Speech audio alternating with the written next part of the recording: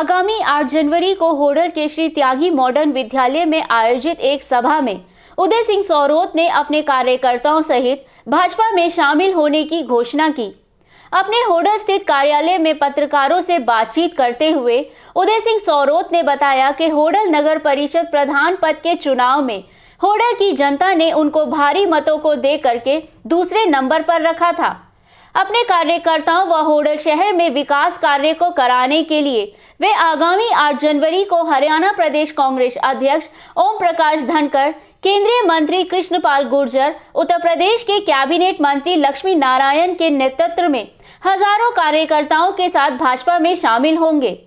उदय सिंह सोरोत ने कहा कि उनका मुख्य उद्देश्य होडल में विकास कार्य कराना और होडल वासियों की सेवा करना है।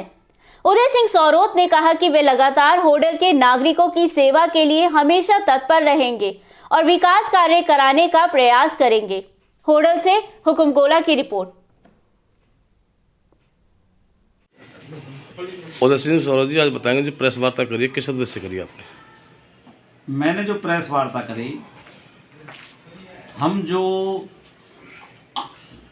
उदय भान जी के साथ में इलेक्शन के टाइम से जो अब तक रहे, क्योंकि हम कंधा से कंधा मिला करके रहे, परंतु उन्होंने जो समर्थन दूसरे को दे दिया था, उसके बाद में मैं इलेक्शन चेयरमैनी का लड़ा और लोगों ने मेरे को इतना समर्थन दिया कि मैं दूसरे पोजीशन में उन्होंने कर दिया। इस वजह से मुझे ये है कि लोगों के काम, जिन लोगों ने मेरे को वोट दी है, उनके काम नहीं रुकने चाहिए।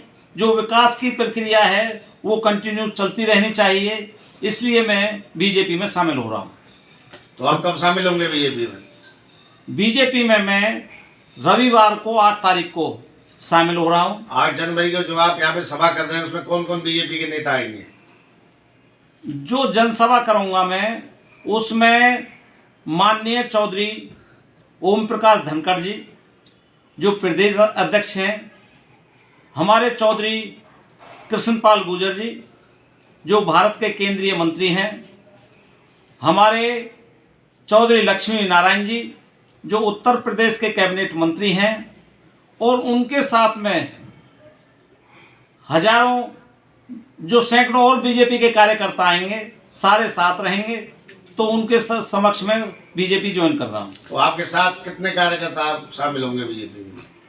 मेरे साथ कार्यकर्ता क्या नहीं, सोचो को जो वोटर हैं 5000 जो 58 से वोट मिली थी, मैं तो उम्मीद करता हूं कि कम से कम उस दिन 4000 5000 समर्थक तो मेरे रहेंगे ही रहेंगे।